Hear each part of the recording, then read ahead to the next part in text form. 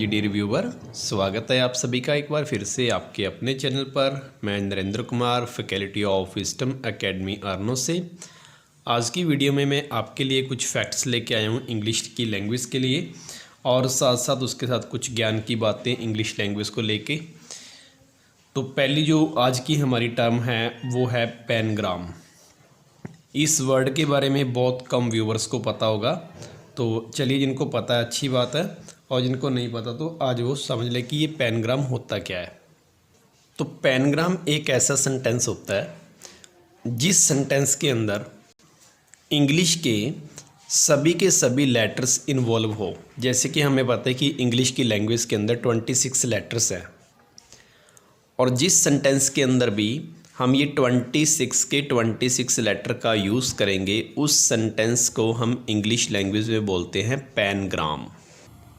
तो जैसे मैंने एक सेंटेंस लिखा, the quick brown fox jumps over a lazy dog. जैसे मैंने ये सेंटेंस लिख दिया, अब इस सेंटेंस के अंदर आप पाओगे कि इसके अंदर इंग्लिश की लैंग्वेज के सभी लेटर इन्वॉल्व हैं। 26 लेटर हैं। आप इसके अंदर सर्च करोगे तो आपको 26 के 26 लेटर मिल जाएंगे। तो ऐसा सेंटेंस जिसके अंदर इंग्लिश की लेटर्स 26 के 26 इन्वॉल्व हो, ऐसे सेंटेंस को हम इंग्लिश के अंदर बोलते हैं पैनग्राम। चलिए हम सर्च करते हैं। सबसे पहले हमारे पास लेटर आ गया यहाँ पे ए, इसके बाद देखेंगे तो बी, यहाँ पर लेटर आ गया ये सी, सी के बाद डी, डी के बाद हमारे पास लेटर आ गया ई, ई के बाद एफ, एफ के बाद हमारे पास लेटर जी, जी के बाद हमारे को चाहिए एच, तो आपको यहाँ से एच मिल गया।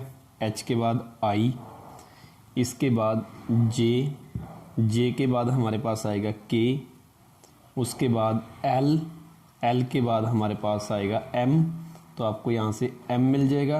एम के बाद हमें को चाहिए एन, ओ, इसके बाद पी, इसके बाद क्यू, क्यू के बाद हमें चाहिए आर, आर के बाद हमें चाहिए एस, एस के बाद चाहिए टी, टी के बाद हमें चाहिए यू, इसके बाद हमें इंग्लिश के अंदर चाहिए वी, तो वी मिल जाएगा आपको। वी के बाद चाहिए हमें डब्ल्यू, डब्ल्यू मिल जाएगा। इसके बाद हमें चाहिए एक्स, तो आपको यहाँ से एक्स मिल जाएगा। यहाँ से आपको वाई मिल जाएगा, और वाई के बाद जेड मिल जाएगा। तो अब यहाँ से देखोगे कि आपको इस सेंटेंस के अंदर इंग्लिश के 20 के 26 लेटर्स हैं जो फाइंड आउट हो गए। तो इसका मतलब ये सेंटेंस को हम पैनग्राम बोलेंगे। ये पैनग्राम वर्ड खास करके हमारे जो अमेरिका के लोग हैं वो ज़्यादा करके यूज़ करते हैं। और जैसे ही हम कोई भी मान लो कि कंप्यूटर का कीबोर्ड खरीदते हैं, तो उनकी जो कीज़ होती हैं उनको चेक करने के लिए कि वो सभी चलती हैं या नहीं चलती हैं, तो उसके अंदर हम ये लाइन लिखते हैं ताकि हमारे 26 के 26 जो लेटर्स हैं वो चेक हो जाए कि कीबोर्ड के सारे बटन काम करते हैं या नहीं करते हैं। तो इस सेंटेंस को, इसको हम बोलेंगे आपका पैनग्राम। तो ये बड़ी इंपॉर्टेंट टर्म है, तो इसको आप याद रखिएगा। सेकंड टर्म है, उस टर्म को हम बोलते हैं हेट्रोनियम। हेट्रोनियम। अब ये हेट्रोनियम किस चीज़ के लिए यूज़ किया जाता है? हेट्रोनियम का मतलब ये होता है कि कोई भी एक वर्ड जो दूसरे वर्ड के साथ बिल्कुल स्पेलिंग में मैच करता है, लेकिन उसकी प्रोनाउंसिएशन और उसका मीनिंग दोनों केस के अंदर डिफरेंट हो।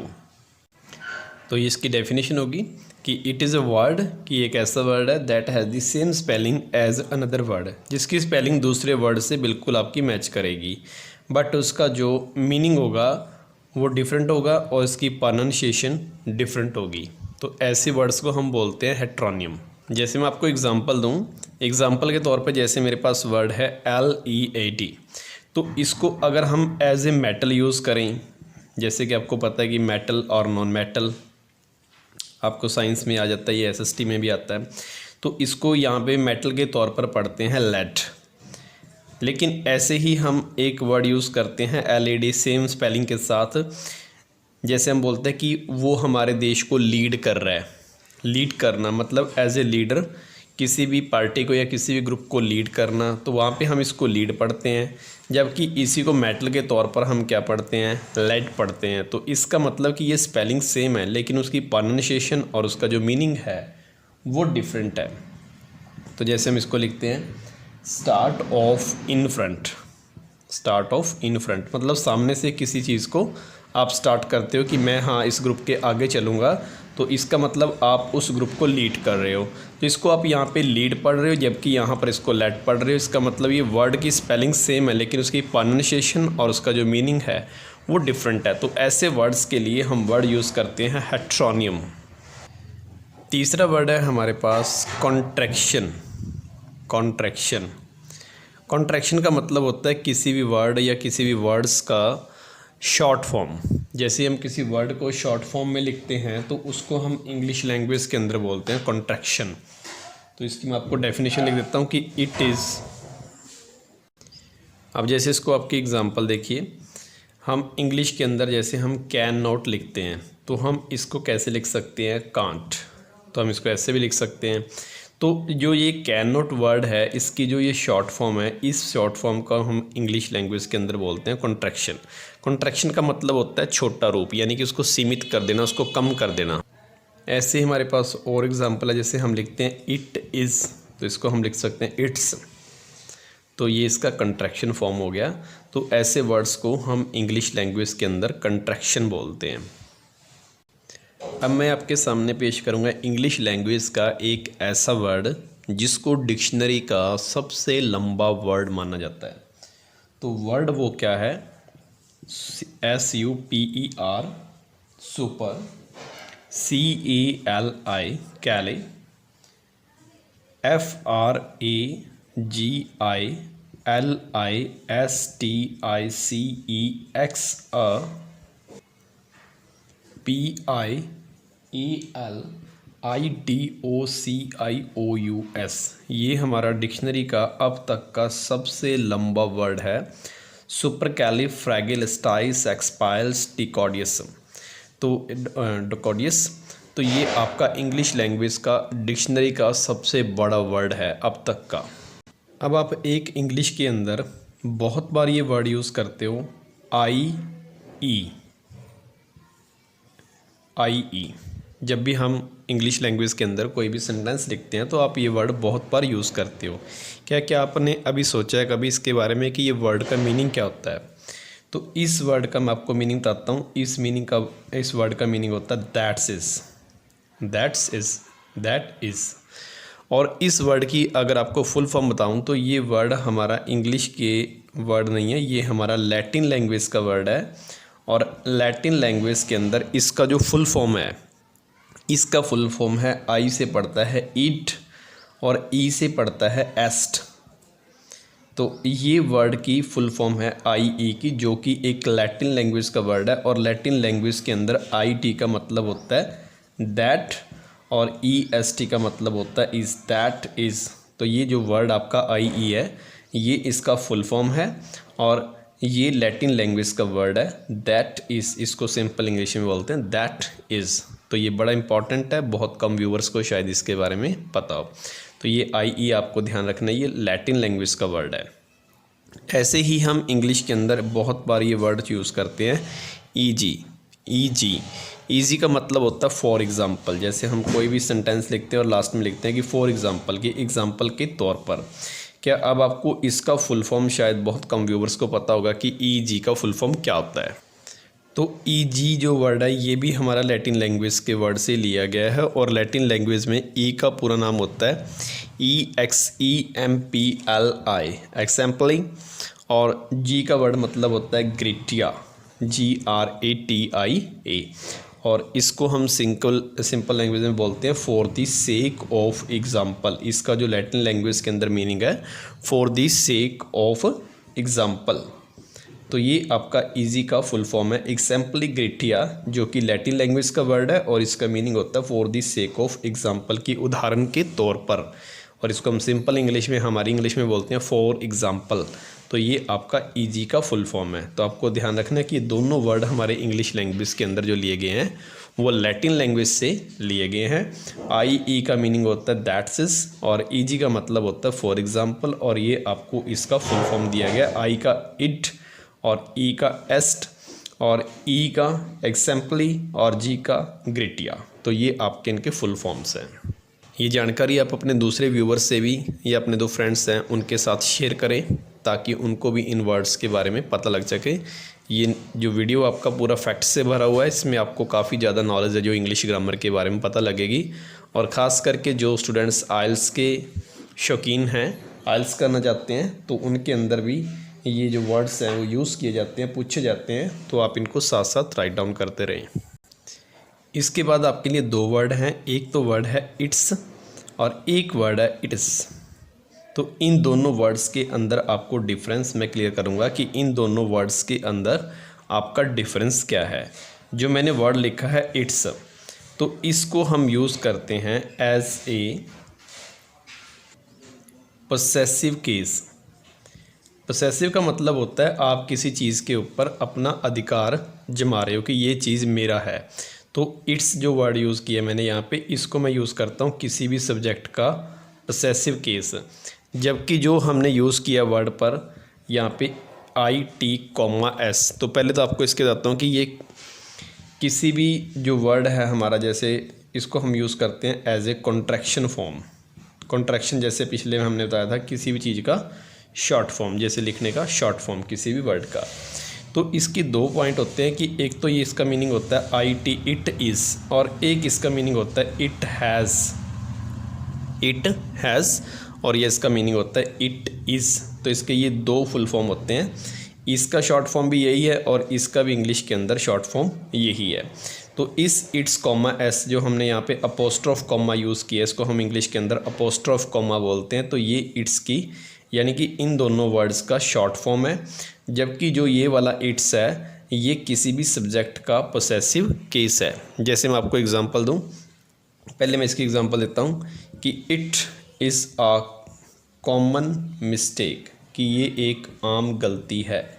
इट्स, इट इज़, यानी कि इसको क्या बोला जा रहा है यहाँ पे, it is a common mistake, कि यह एक आम गलती है। तो यहाँ पे इसको मैंने बोला इट इज़, पर लिखूँगा इसको शॉर्ट फॉर्म में अगर लिखना है तो मैंने कॉन्ट्रैक्शन फॉर्म में, तो इसको इट्स अ कॉमन मिस्टेक।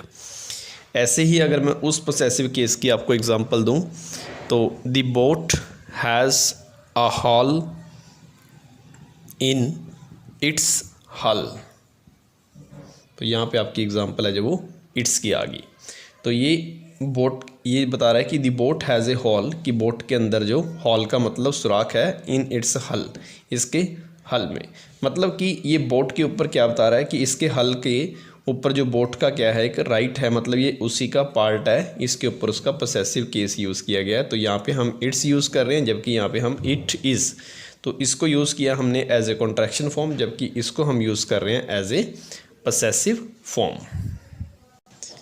इसके बाद जो नेक्स्ट वर्ड है लाइक, और एक वर्ड होता है आपके पास एज। लाइक और एज में हम बेसिक डिफरेंस क्लियर करते हैं कि लाइक और एज का यूज़ कैसे होता है इंग्लिश लैंग्वेज के अंदर। तो सबसे पहले जो लाइक है और दूसरा वर्ड हमारे पास एज है। अब एज का यूज़ कब होगा, इफ़ द वर्ड, अगर कोई भी word is followed by a clause, कोई भी वर्ड अगर हम क्लाउज के बाद यूज़ कर रहे हैं, इन दोनों में से, if the word is followed by a clause, a group of words with both a subject।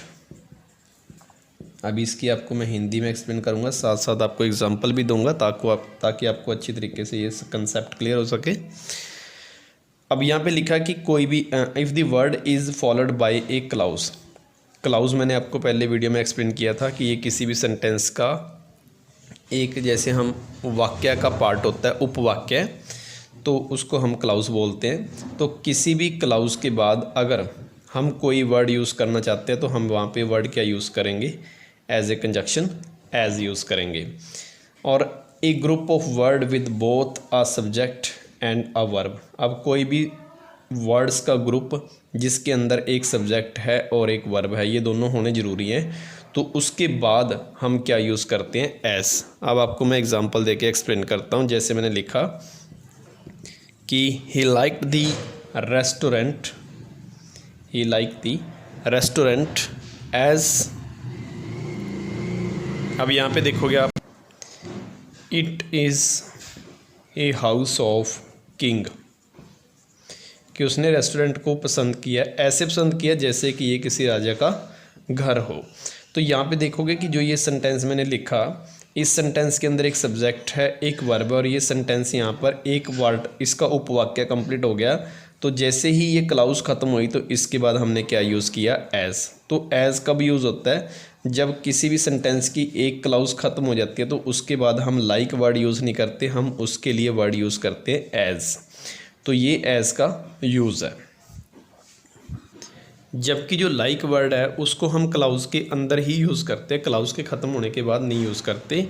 जैसे मैंने एग्जांपल लिया कि ये लाइक या we like to go there, हम वहाँ पर जाना पसंद करेंगे। तो इसको हम फॉर्मल राइटिंग के अंदर ही, मतलब क्लाउज के पार्ट के अंदर ही यूज़ कर लेते हैं। इसको क्लाउज ख़त्म होने के बाद यहाँ पर यूज़ नहीं किया जाता। यहाँ पर जैसे ही कोई क्लाउज ख़त्म हुई, फर्स्ट पार्ट कंप्लीट हुआ किसी सेंटेंस का, तो उसके बाद हम एज यूज़ करते हैं। लेकिन अगर फॉर्मल राइटिंग के अंदर देखा जाए तो बीच में हम लाइक का यूज़ करते हैं। नेक्स्ट हमारे पास दो वर्ड हैं जिनका आजकल काफ़ी ज़्यादा यूज़ होता है। आपने ये वर्ड तो पहले काफ़ी बार सुना है, डिनर। और आजकल एक जो नया वर्ड इंग्लिश के अंदर चल रहा है वो है SUPPER, सपर।